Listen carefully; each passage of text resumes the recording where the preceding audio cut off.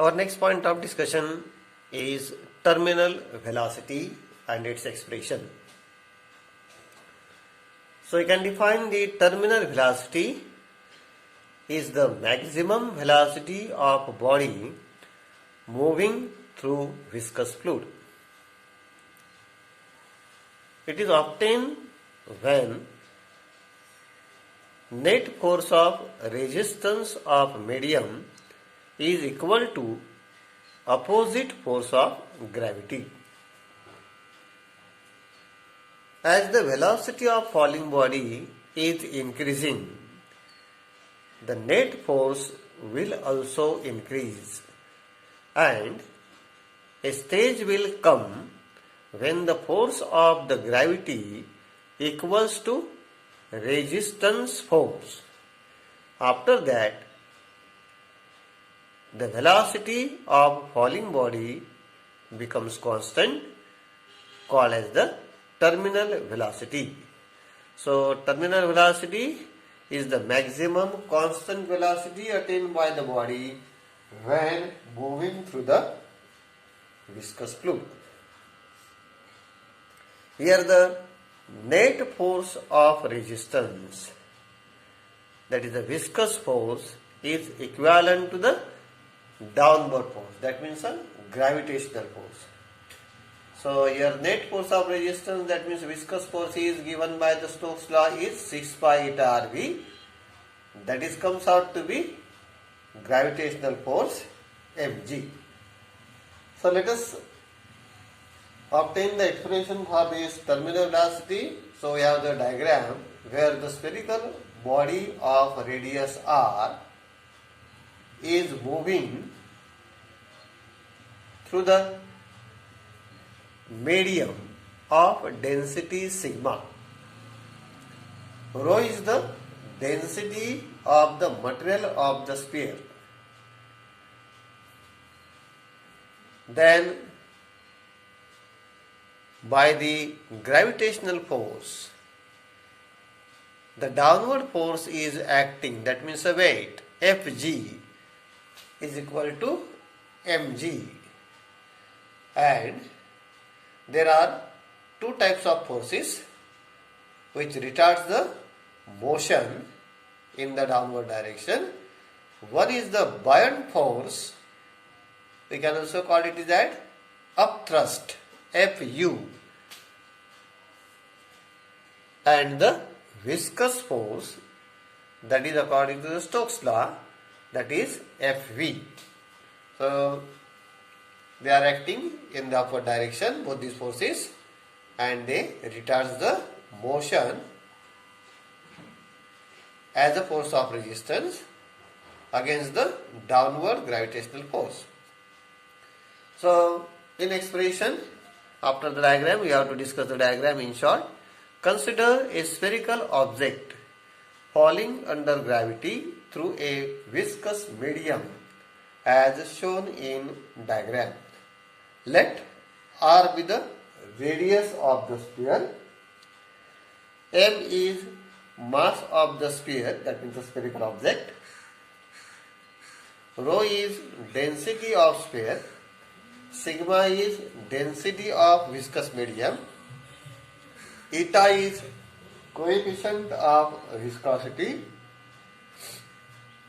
v is the maximum constant velocity attained by the body, that is called as a terminal velocity, viscous force, that is Fv is equal to 6 pi eta Rv, and Fu, that is a buoyant force. During the downward motion, forces experienced by the falling spherical object are: one is the viscous force Fv directed upwards and increasing with increase in velocity, and another is the buoyant force or the upthrust Fu, which is directed upwards. Again, these two forces, there is the gravitational force or weight of the body, that is Fg is equal to mg, which is directed downwards.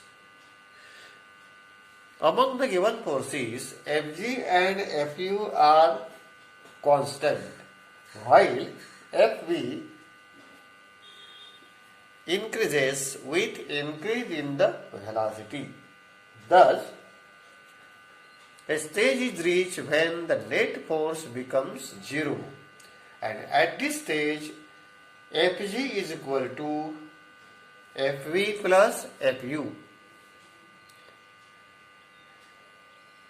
That means the gravitational force or weight is equal to viscous force and the buoyant force. So if you substitute, Fg is equal to mg, F is equal to 6 pi eta Rv plus Fu, that is the buoyant force. If you consider the spherical body, then the volume of the spherical body is given by the formula 4 by 3 pi r cube, where r is the radius of the spherical object. So, by the formula for the density, rho is equal to m by v. We have the mass, that is v into rho. So v means that is 4 by 3 pi r cube into rho into g. That is equal to 6 pi eta Rv plus, in case of the buoyant force, you have to consider the density of the fluid, that is 4 by 3 pi r cube sigma into g, and we can write here, therefore 6 pi eta Rv, that is equal to 4 by 3 pi r cube rho z minus 4 by 3 pi r cube rho sigma g. So we have the viscous force on the left hand side and the gravitational force and the buoyant force on the right hand side. So again rearranging, we have 4 by 3 pi r cube into gr constant.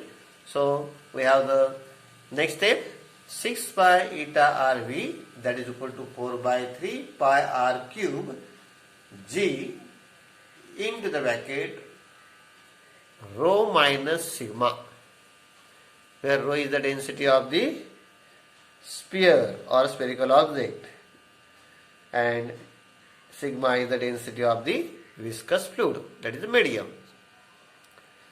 And therefore we have the formula for the V, that is the velocity, terminal velocity, that is 4 by 3 pi r cube g into rho minus sigma multiplied by 1 by 6 pi eta r. And therefore final formula for the terminal velocity, it is V is equal to 2 by 9 r square g into rho minus sigma upon eta. This is the expression for the terminal velocity of the sphere. Velocity of object through viscous fluid is always less than or equal to terminal velocity. So this is about the expression. Now you can remember from the formula. We can also write the formula for the coefficient of viscosity eta, that is 2 by 9 r square rho minus sigma into g divided by v, where v is the terminal velocity. And we can define the coefficient of viscosity eta of the fluid changes with change in temperature. For most of the liquid, it decreases with increase in temperature, whereas in gases, eta increases with increase in temperature. We have to solve the question here. define and obtain an expression for terminal velocity.